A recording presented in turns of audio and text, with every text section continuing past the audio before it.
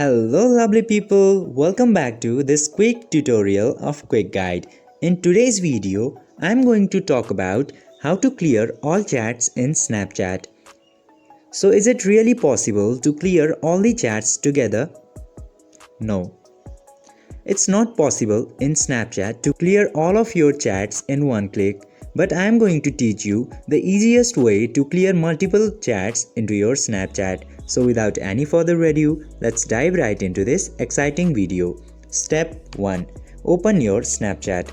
Firstly, you need to open your Snapchat, and after opening the Snapchat, just simply tap to your Bitmoji into the top left corner.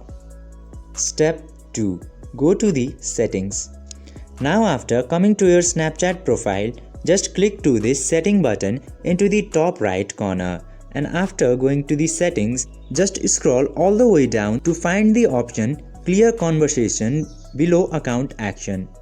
You just simply have to click into that. After that, you can see all of your chats. To clear the chat, you just simply have to click into this button here. By following these very easy steps, you can also clear your chats very easily. I hope this video helped you. If yes, don't forget to like, share and subscribe to the channel to never miss another update. Thank you for watching.